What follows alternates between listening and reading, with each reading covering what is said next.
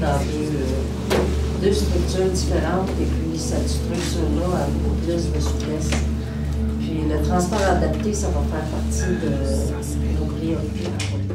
Ce que je constate, c'est qu'ici, par exemple, les Basques, même aujourd'hui Rivière-du-Loup, c'est une région qui est très vieillissante, peut-être 10 années de plus que d'autres régions. Donc, il y a ce phénomène-là. En même temps, le maire des Basques, ici, là, de... M. Rioux. Oui, M. Rioux, qui mentionnait que c'est pas nécessairement négatif, parce que les personnes âgées apportent énormément, hein? Elles ont du vécu, de l'expérience, puis souvent on pense que c'est un poids pour la société des personnes âgées. La grande majorité des personnes qui vieillissent vivent à domicile et ces gens-là paient des taxes, des impôts, consomment des biens de culture, de loisirs, font des voyages, s'occupent de leurs petits-enfants, font du bénévolat. Ce sont des personnes âgées qui font du bénévolat. On a besoin de ces personnes-là. C'est un capital humain extrêmement important. Les organismes communautaires nous disaient, bien, ce qui manque le plus, c'est le transport. La difficulté au niveau du transport, pour le transport adapté, le transport pour aller chercher les personnes plus vulnérables qui ont de la difficulté à se déplacer, pour les amener dans des centres de jour, pour les amener à faire des activités. Et puis ici, je pense qu'il y a eu aussi une fermeture au niveau d'une ressource intermédiaire. Ouais. Et là, bien, tout le monde est en train de travailler ensemble. Le maire veut donner un terrain pour faire en sorte qu'il puisse y avoir des logements, ressources intermédiaires. Donc, il y a une mobilisation. Et ça, c'est très beau de voir cette mobilisation-là. Puis, je suis particulièrement impressionnée de voir la vitalité des gens, le désir aussi d'être à l'avant-garde. Parce que si, parallèlement, si on vieillit, si la région est vieillissante, mais la région est peut-être créative pour être en mesure d'aller chercher des solutions. Et ces solutions-là vont peut-être aussi servir de modèle à d'autres régions, étant donné qu'elle est plus vieillissante. Et ça, on le ressent énormément. Ça devient effectivement, puis M. Rioux disait ça, puis le préfet également mentionnait la même chose. Ça devient une opportunité, une situation plus difficile. Qu'est-ce qu'on peut en faire de façon constructive, de façon... Quelle est l'opportunité? Puis je pense que la description, pourquoi qu'on ne peut pas servir de réflexion, pourquoi qu'on ne peut pas développer, est-ce qu'on pourrait quand même trouver des nouvelles méthodologies, des nouvelles approches sociales qui nous permettent de faire plus? Parce que la situation du 10 ans, plus ou moins, elle est réelle. Bon, une fois qu'on a dit ça, c'est quoi la solution pour continuer d'aller de l'avant? Je pense que les réflexions qu'on a eu la chance d'avoir, en tout cas, moi, aujourd'hui, Marguerite est dans le domaine, là, hein, par-dessus la tête, puis si vous l'aviez vu tantôt se promener avec les personnes âgées, c'est de toute beauté. Elle les aime vraiment, puis c'est sincère, c'est même pas une politicienne qui est là, c'est une personne humaine qui travaille avec d'autres humains, qui parle à d'autres humains, peu importe leur état de santé, elle est toute là, c'est d'une beauté vraiment impressionnante. Vraiment, là, on t'a vu, là, puis on voit à la télévision, mais quand tu es sur le terrain, tu dis « Wow, OK, elle est entière, là. » Fait que c'est le fun de savoir que nos dossiers sont entre les mains d'une équipe qui est dirigée d'une femme avec des valeurs comme celle-là. Là. Vraiment, là, c'est wow. Puis je vous... Dommage pour les caméras, mais c'est un bon spectacle pour l'être humain. Là. mais il y a une chose qui m'a beaucoup qui m'a fait du bien parce que je suis arrivée puis je leur ai dit ce serait intéressant que vous puissiez travailler pour obtenir une maison des proches aidants de la Fondation Gilles Carle. Et ça, c'est un projet citoyen public, c'est-à-dire que c'est toute la communauté qui doit s'organiser pour avoir une maison. Et par la suite, les soins et les services sont dispensés par l'État, le gouvernement.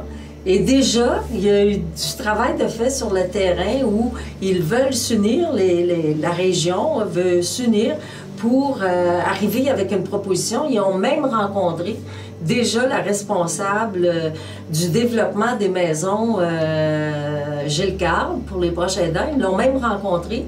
Donc, moi, j'étais même pas au courant qu'ils l'avaient rencontré. Je trouve ça extrêmement positif. en tant que ministre responsable des aînés, et surtout suite aux recommandations du CIS, on ne peut pas laisser des personnes âgées qui peuvent être en difficulté. On a la responsabilité de la sécurité des personnes qui sont plus vulnérables.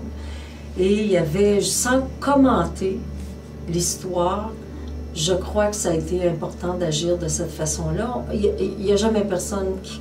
On ne fait pas ça de gaieté de cœur, là. Faire en sorte de déménager des gens, c'est la dernière... c'est la dernière alternative. Là. On veut les garder le plus possible, mais on ne peut pas les garder quand c'est pas sécuritaire.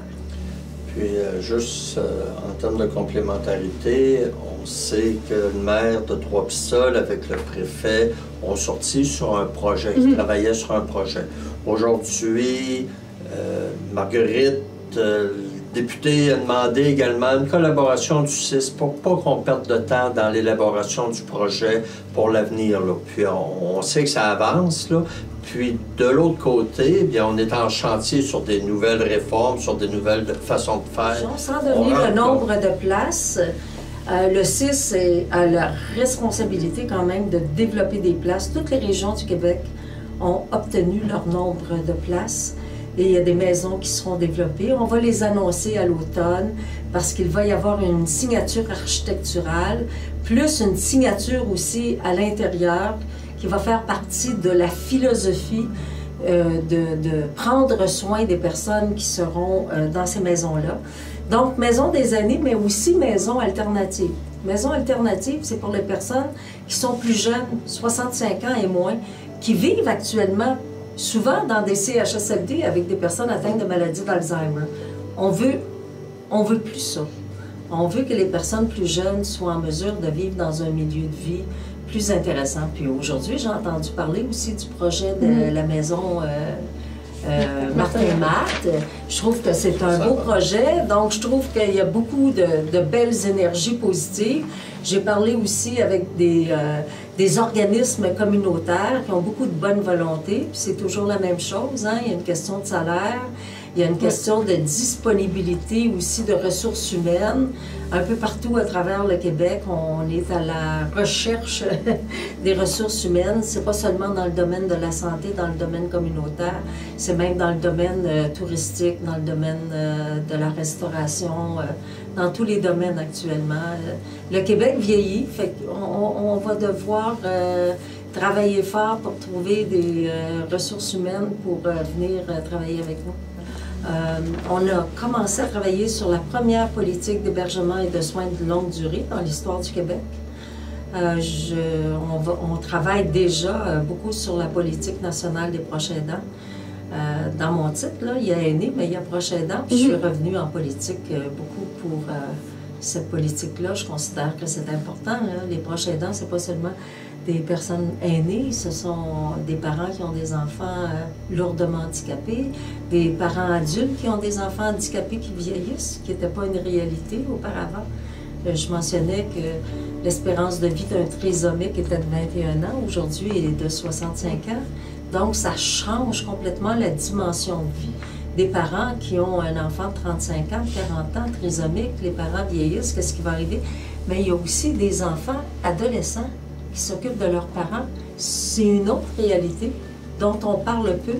Donc, il y a beaucoup de changements de paradigme par rapport aux politiques qu'on va déposer et de la façon dont on va travailler. Mais moi, le vieillissement du Québec, c'est pas quelque chose qui me fait peur. Au contraire, je trouve que c'est un beau défi.